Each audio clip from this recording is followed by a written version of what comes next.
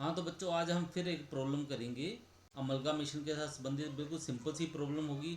इसमें आपको journal entries जो हैं वो बताई जाएंगी भी कैसे करनी है आपने, जो न्यूमेरिकल है सॉल्व करते समय। तो प्रॉब्लम है हमारे पास, following are the balances of X company limited as on 31 March 2017। तो ये लिखा हुआ क्रेडिट बैलेंस, डेबिट बैलेंस। तो क्रेडिट बैलेंस को आप ऐसे भी मान सकते हो, अगर ये ट्राई बैलेंस नहीं लेना है तो ऐसे मान के चल पड़ोगे ये बैलेंस शीट है। ठीक है, तो क्रेडिट साइड में हमारे पास ये क्या आ गया, लाइबिलिटीज़ हैं और ये एसेट्स हैं। ठीक है, तो ये ट्राई बैलेंस दिया हुआ है। ट्राई बैलेंस में ये क्रेडिट बैलेंस की आइटम जो है वो दी हैं और यहाँ पे डेबिट बैलेंस की आइटम्स दी हुई हैं। ठीक है, यानी कि ये एक तरह से लाइबिलिटीज़ हैं और ये एसेट्स हैं। तो लिखा क्या हुआ इसमें, the company went into voluntary liquidation and the assets were sold to Y company limited for ₹1,50,000 payable as to ₹60,000 in cash which is sufficient to discharge creditors and bank overdraft and pay the winding expenses of ₹2,000 and as to ₹90,000 by the allotment of 12,000 shares of ₹10 each of Y Company Limited. ₹7.50 per share paid up to the shareholders of X Company Limited. Drop the journal entries in the books of X Company Limited and Y Company Limited. तो इसमें समझने वाला क्या है, ये तो आपको दे दिया हुआ, share capital, sundry character, bank overdraft, land and building, machinery, stock, sundry debtor, surplus account. और इसमें सिर्फ एक कंपनी के बारे में लिखा हुआ है, एक्स कंपनी के बारे में। ठीक है, तो ये लिखा गया है, तो कंपनी क्या है, ये लिक्विडेशन की ओर जा रही है, वॉलंटरी लिक्विडेशन। ठीक है, और एसेट जो है वो अपने बेच रही है वाई कंपनी लिमिटेड को। ठीक है, तो वाई कंपनी जो है ये एक्वायरर कंपनी है, एक्स लिमिटेड जो है ये एक्वायरी कंपनी है। तो बिजनेस को बेचा है 1,50,000 रुपये में।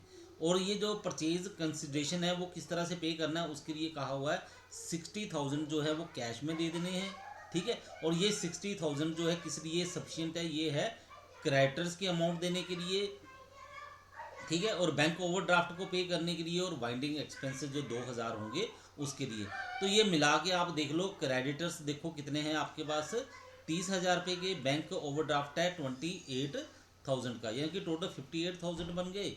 और 2,000 जो है ये वाला है वाइंडिंग एक्सपेंसेस के लिए, यानी कि 60,000 जो है ये जो खर्च पे करने हैं, लाइबिलिटी पे करनी है उसके लिए पूरा हो जाएगा। और बाकी जो 90,000 दिया जाएगा वो दिया जाएगा 12,000 शेयर्स के हिसाब से। एक शेयर की कीमत होगी ₹7.50, यानी कि डिस्काउंट में शेयर जो हैं वो इशू किए जा रहे हैं इनको। ठीक है, 10 रुपये का शेयर था, ₹7.50 के हिसाब से इनको दिया जा रहा है। तो 90,000 जो है इस तरह से इनकी पेमेंट हो जाएगी। ठीक है, तो अब हमने इसको न्यूमेरिकल सोल्व करना है, तो इसमें कोई वर्किंग नोट बनाने की जरूरत नहीं है, सब कुछ बीच में क्वेश्चन में दिया है। परचेज कंसिडरेशन जो है वो भी आपको क्वेश्चन में दे दिया कि 1,50,000 रुपये का है। तो परचेज कंसिडरेशन जो है ये भी आपको कैलकुलेट करने की ज़रूरत नहीं पड़ेगी। ठीक है, तो सोल्व करते हैं। सिंपल सा क्वेश्चन है। जर्नल एंट्रीज, पहली जर्नल एंट्री क्या बनेगी हमारे पास, ये बनेगी एसेट्स को जो वाई कंपनी है वो टेक ओवर करेगी उसके लिए रियलाइजेशन अकाउंट डेबिट। ठीक है, ये बन गया 1,77,000। तो 1,77,000 कैसे बना है, ये जितनी भी एसेट्स दी हैं इनका आप टोटल लगा के देख लो। कौन कौन सी एसेट टेक ओवर की है, वो की है land and building 90,000, machinery account 50,000, stock account 17,000, sundry debtors 20,000। तो ये देखो, ये ऊपर क्वेश्चन में आपको दिया हुआ है। ठीक है, तो ये वाली आइटम जो है ये टेक ओवर कर ली है। ये सरप्लस अकाउंट जो लिखा हुआ है ये डेबिट बैलेंस है, इसको टेक ओवर नहीं करना है, ये फिक्टिशियस एसेट है, इसको आपने छोड़ देना है। ठीक है, तो बाकी की एसेट्स टेक ओवर कर ली है, तो उसका बन गया 1,77,000।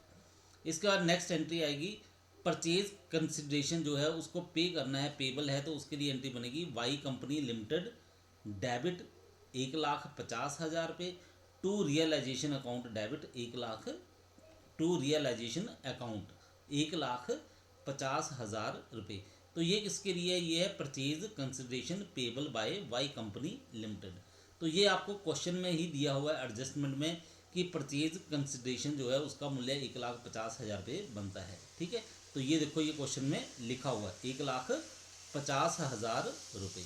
ठीक है, इसके नेक्स्ट एंट्री आएगी हमारे पास परचेज कंसिडरेशन जो है वो रिसीव करेगी एक्स कंपनी, तो उसके लिए एंट्री क्या बनेगी, कैश अकाउंट डेबिट 60,000 कैश में रिसीव करना है, ऊपर एडजस्टमेंट में दिया हुआ है।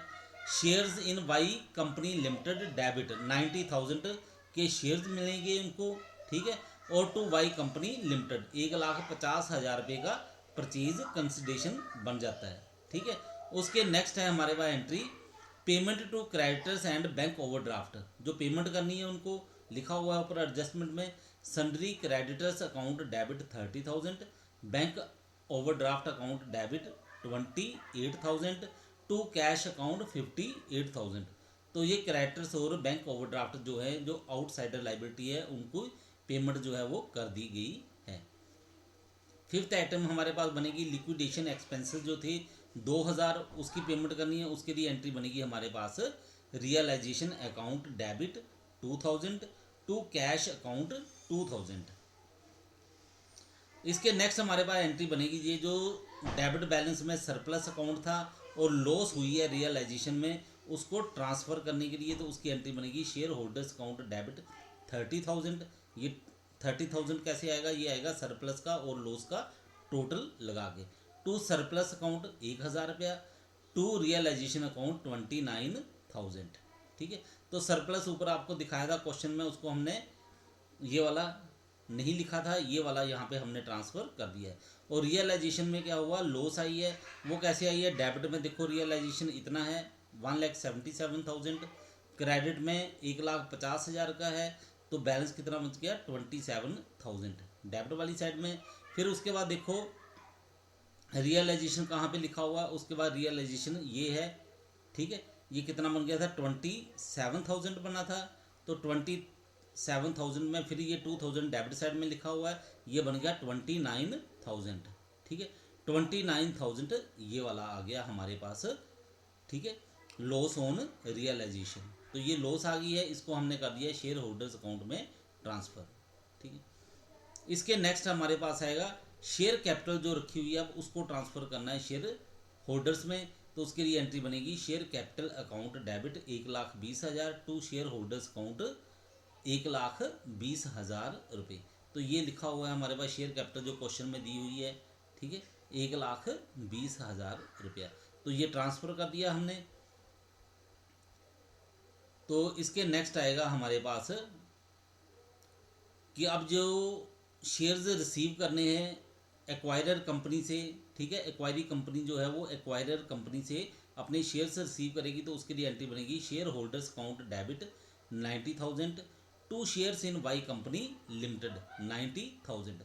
तो ये परचेज कंसिडरेशन जो है उसमें लिखा हुआ था 1,50,000 का परचेज कंसिडरेशन था, 60,000 रुपया तो कैश में दे दिया गया और बाकी के 90,000 थे वो शेयर्स के रूप में दे दिए गए हैं। तो शेयर्स के रूप में ये दिए हुए हैं, इसके बारे में आप नरेशन में चाहे डिटेल में लिख सकते हो।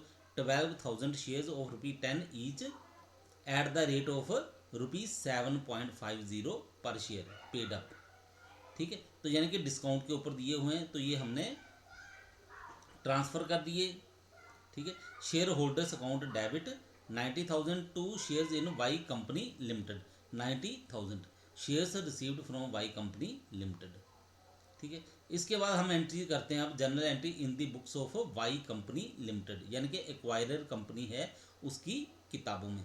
उसमें एंट्री आएगी business purchase account debit to liquidators of X company limited 1,50,000 1,50,000। फिर उसके बाद जो एसेट्स ली थी और लाइबिलिटीज़ हैं उसके बारे में देख लेते हैं। Land and building 90,000, machinery account debit 50,000, stock account 17,000, sundry debtors 20,000 to business purchase account, ठीक है, टू कैपिटल रिजर्व अकाउंट। ये बैलेंस आया है, ये कैपिटल रिजर्व में ट्रांसफ़र कर दिया। डेबिट साइड का टोटल ज़्यादा था, क्रेडिट साइड का कम, तो ये कैपिटल रिजर्व में लिख दिया। अगर क्रेडिट साइड का टोटल ज़्यादा होता, डेबिट साइड का कम होता, तो हमने लिखना था गुडविल अकाउंट डेबिट। तो क्या लिखा हुआ है, for various assets taken over at book value and excess over purchase consideration credit to capital reserve account. तो ये एसेट यहाँ पे जो रेट लिखना है, मूल्य लिखना है, ये आपने याद रखना है, ये बुक वैल्यू में नहीं लिखना है, ये जितने में उन्होंने टेक ओवर किया है उसके उसी रेट के ऊपर, उसी मूल्य के ऊपर इसको शो करना है। अब इस क्वेश्चन में क्या है, इसमें ऐसा कुछ,